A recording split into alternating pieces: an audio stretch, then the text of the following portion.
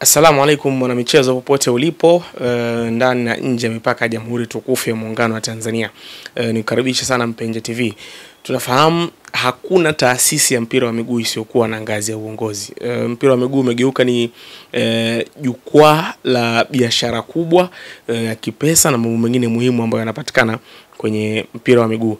Leo ninaye mwenyekiti wa Simba Sports Club Murtaza Mangungu. Tunazungumza mengi hapa ikiwa ni sehemu ya kuyafafanua yale ambayo kwa sasa labda hayako sawa kwako na kupata ufafanuzi pia kuhusu maandalizi yao kuelekea kwenye mchezo wa kombe la shirikisho hatua robo finali pale Misri. Karibu sana. Jina langu ni Diego, hii ni Mpenja TV, tunazungumza michezo. Nyuma ya kamera kasimama Ulvin Trend, ndugu zetu Pax Transportation Limited ndio wanatuweka hapa kutupa nguvu sisi Mpenja TV kuletea taarifa kila itwapo leo. Karibu sana. Tuzungumze na mwenyekiti. Mwenyekiti, asalamu alaykum. Salam. Alhamdulillah. Mwenyekiti, tuko kwenye mfungo wa Ramadhani. Pasina shaka somo kwako zinaenda vyema kabisa. Tunashukuru Mungu, hakuna jambo lililotokea lenye shaka. Tunaendelea na maisha tu. Kila kitu kheri. Alhamdulillah. Mwezi huu wa 3 Simba Sports Club ratiba ambayo mnayo, kuna mchezo mmoja wa CRDB hapa, lakini pia kuna mchezo ama maandalizi kuelekea mchezo wa robo finali hatua kwenye kombe la shirikisho ambao mnacheza mwezi wa 4 tarehe 2. Paka sasa management ya Simba mnafanya maandalizi gani kuhakikisha wana Simba wanakwenda kupata furaha hasa kwenye huo mchezo wa robo finali ambapo mna malengo nayo makubwa msimu huu? Kwanza tunashukuru Mungu kwamba timu inaendelea na program zake kama zilivyokusudiwa, na kutokana na ratiba zetu nyingi katika mwezi wa 4 naona wenzetu wa shirikisho wameipanga hiyo mechi ya Confederation CRDB Confederation Cup kufanyika tarehe 27. Inaweza ikawa ni siku hiyo hiyo au inayofuata timu itasafiri kuelekea Egypt kwa ajili ya maandalizi ya mchezo dhidi ya Al Masry. Kila kitu kiko sawa kwa taarifa nilizonazo, na tunaamini kwamba tutafanya vizuri katika michezo hiyo inayofuata. Matarajio ya mashabiki wa Simba ni kupata matokeo chanya kwenye mchezo huu wa robo finali. Management mnafanya nini mpaka hivi sasa kuhakikisha ile kiu ya mashabiki, furaha yao ambao wanaitaka kila siku waipate kwenye mchezo huu hata ambao mnakwenda kuanzia ugenini? Maandalizi kama nilivyosema yanaenda vizuri, na technical bench wameandaa kutokana na taarifa za wapinzani wetu kikosi na mchezo ambao utahakikisha kwamba unatupa nafasi ya ushindi kwa mechi zote mbili, ya hapa na ya kule. Mwenyekiti, naomba nikurudishe nyuma kidogo. Kuna jambo hapa nafikiri wana Simba pia wanatakiwa kulifahamu vizuri kutoka kwako. Tunafahamu Kariakoo Derby imegairishwa kwa sababu ambazo bodi ya ligi walishaziainisha na kila Mtanzania mwana michezo na shabiki wa Simba alielewa. Kinachosubiriwa sasa ni ratiba mpya ambayo au tarehe mpya ambayo bodi itapanga kwa ajili ya mchezo huo kurudiwa tena kwenye dimba la Benjamin Mkapa. Upande wenu nyinyi kama Simba Sports Club, mko willing kusubiri tarehe mpya na ratiba mpya itakapopangwa mtakwenda uwanjani kucheza mechi? Sisi wakati wote, hii ni professional club, tunazingatia sana mwongozo na taratibu tulizojiwekea sisi wenyewe na zilizowekwa na mamlaka. Ndani ya katiba ya vilabu vyote vinavyoshiriki ligi kuu Tanzania na mpaka madaraja mengine, nimesema kwamba tutapokea na kutekeleza mwongozo wote utakaotolewa na mamlaka zinazosimamia mchezo wa soka kwa maana ya TFF, Sekafa, CAF, FIFA, na tumekuwa tukifanya hivyo. Sasa kama tarehe imepangwa tena na bodi ya ligi ambayo ni chombo cha vilabu pamoja na TFF, kuna sababu gani ya kukataa kufanya hivyo? Sisi tuko tayari, tutacheza, na muda wote watakaopanga itaangaliwa na ratiba, kwa sababu sisi bado tupo kwenye mashindano ya kimataifa. Tutaangalia jinsi gani ambavyo tunaweza tuka-accommodate tarehe hiyo itakayopangwa. Ukisikia wale ambao wazungumza kwamba msimu huu kutakuwa na dabi moja ya Kariakoo, wewe unapata tafsiri gani kichwani? Mtu anaweza akasema chochote kwa fikra zake na uwezi kumzuia, kwa sababu sidhani kama unaweza ukakaa katikati ya mtu na mawazo yake. Anachowaza anaweza kawaza tu. Kuna mtu mwingine anakaa anawaza anapaa, mwingine anawaza anazama chini. Huwezi kumkataza, ni fikra zake yeye. Na kimsingi ni mambo tu ambayo binadamu Mungu amemjalia kumpa. Mwingine wa mtu anaweza ataka amekaa na waza amekufa wakati yu hai na anaishi. Kwa hiyo hayo ni mawazo tu. Unafikiri wana haki ya kusema hivyo au kuna mahali wanakosea? Sasa siwezi kusemea jinsi gani ambavyo wao wanaipata hiyo haki, lakini nimesema kwamba vilabu vyetu wakati wa usajili tumesajili kitu kinachoitwa katiba. Na ndani ya katiba zote ni lazima kuwe na kipengele hicho ninachokisema kwamba tutapokea na kutekeleza maagizo na maelekezo yoyote yaliyotolewa na mamlaka ya usimamizi wa mpira, na imetaja vyombo kwa maana ya TFF, Sekafa, CAF na FIFA. Kwa mantiki hiyo, mwenyekiti, unaunga mkono kazi ya bodi ya ligi, kazi ya shirikisho la mpira wa miguu Tanzania, na mimi ni mmoja wa watu ambao niliwahi kukunukuu kwenye mkutano wa mwaka wa shirikisho ulifanyika kule Kilimanjaro kwamba uliwaambia wajumbe wengine kwenye mkutano ule wafanye namna yoyote rais wa TFF Wallace Karia apewe tena madaraka kwenye awamu nyingine. Ulisimama mbele na kuzungumza hivyo. Una maoni gani kwenye taasisi ambayo inaandika kwamba ina mashaka na hivi vyombo ambavyo vinasimamia mpira wa miguu, ili hali wewe una imani na taasisi hizi, una imani na president na unaona kazi yao imetukuka? Unajua kuna mambo ya uhalisia na kuna fictions.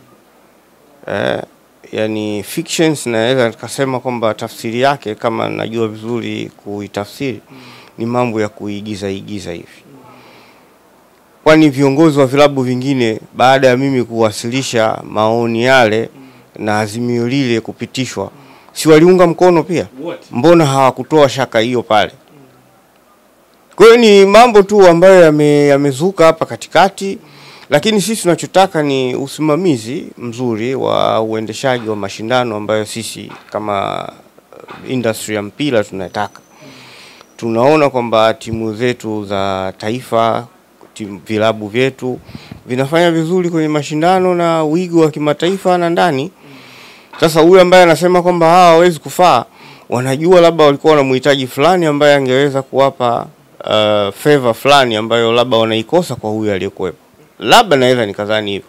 Lakini kwangu mimi kwamba TFF kwa kipindi cha misimu hii imefanya kazi nzuri sana na imeweza kulift kutoka pale tulipokuwa na kusogea mbele zaidi, kwa maana kwamba ya maeneo yote.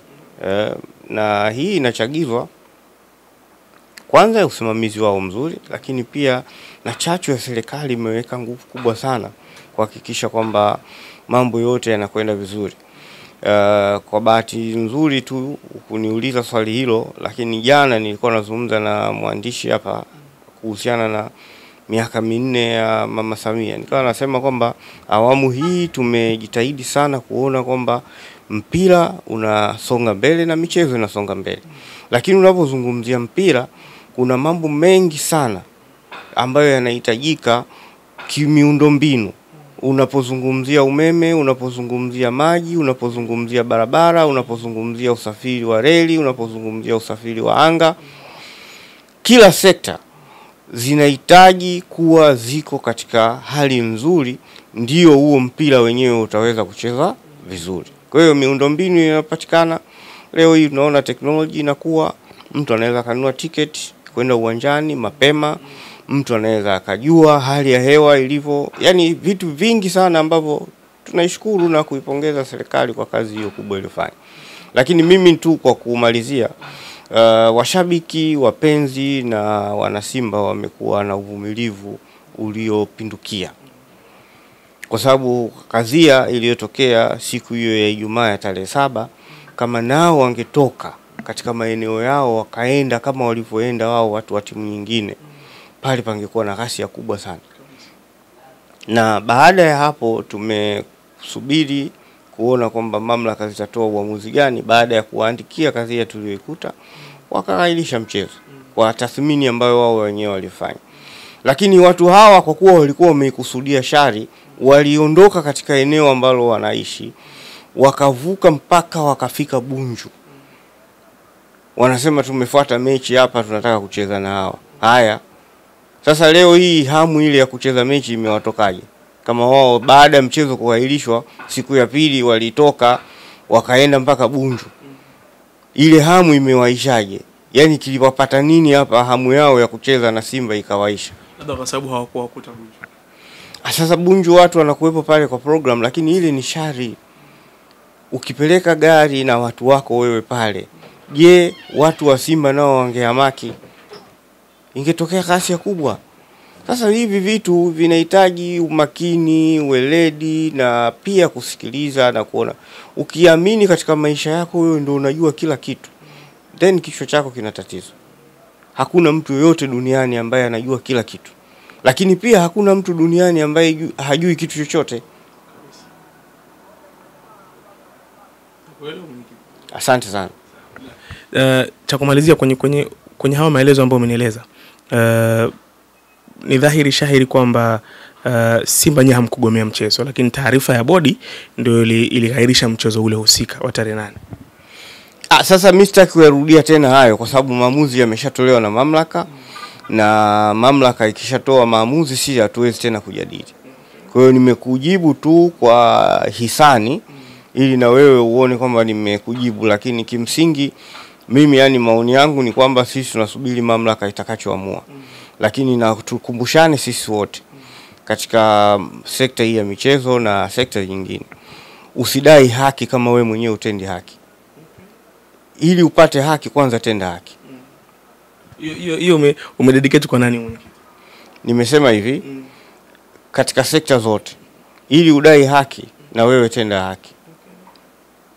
Alizungumza juzi pia hiyo Mheshimiwa Rais wa TFF baada ya watani zenu kusema kwamba hawana imani na bodi ya ligi na kutokana na kile ambacho mkifanya baada ya kuahirisha dabi ya Kariakoo ile tarehe 8.